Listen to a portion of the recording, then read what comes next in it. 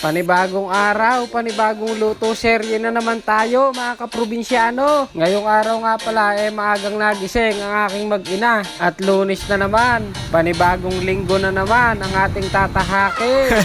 Una ko nga palang hinatid ang aking anak sa kanyang school. May pakis pa nga, sabay babay. Sumunod naman, eto at papunta kaming bayan. Ihahatid ko naman si Mrs. sa kanyang school. Kaya lang na-traffic kami at may flag racing ceremony pala. At pagkahatid ko, eto na naman tayo sa aming palengke.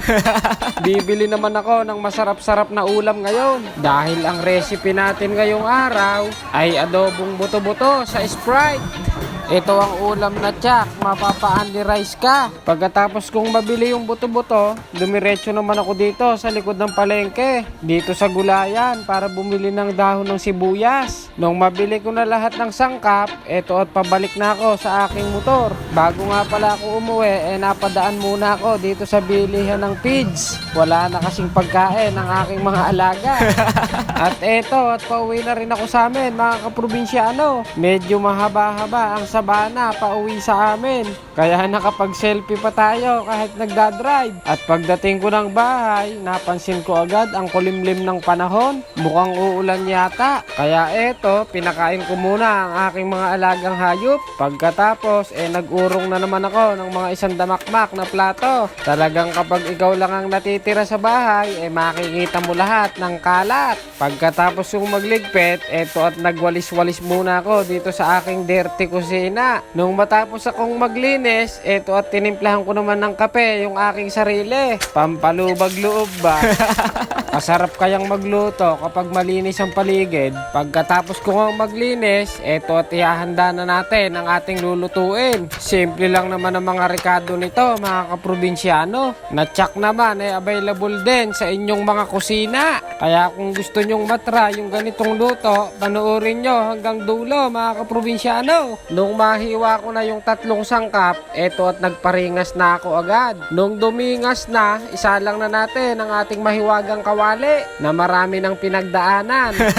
Tiyak matutuwa na naman nito ang aking anak at gaganahan na naman kumain dahil ilang araw din na puro gulay ang aming ulam. Abay, nakakadalawang sunod pa lang na gulay ang ulam humihirit na agad ng karne. Ang sabi ko nga masustansya yung gulay. Kailangan mo yan sa paglaki mo. Pero hindi ko rin matiis. Kaya eto, binilan ko ng buto-buto na may kaunting karne.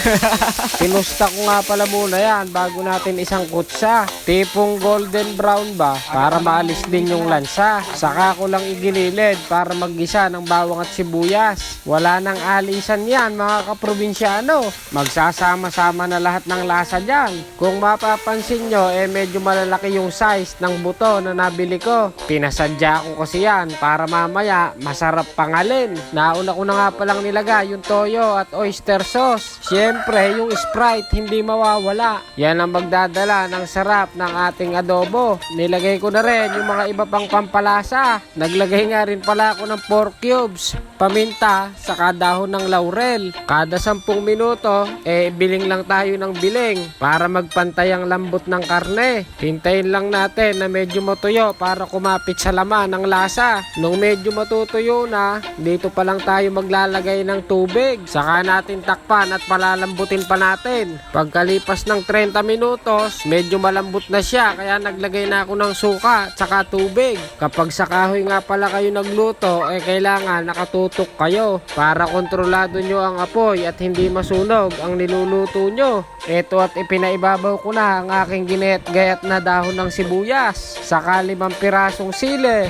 Pakuluan pa natin ng mga 2 minuto pa. At eto na ang lumabas sa hula. Kapag ganitong naglalapot na ang sarsa, ito na ang senyales para atin ang hanguin. At tanghali na rin mga kaprobinsyano, andito na yung anak ko. Eto at naamoy niya yung niluluto ko. I-plating na natin. Siya raw muna ang unang titikim. Sisintensyahan niya kung masarap ba talaga. Sa hilat siya ng mukha niya, mukhang pasado naman. Tara po, samahan niyo po kaming kumain ng aking anak. Salamat po sa panonood. Solve na naman ang mag-ama. Bye!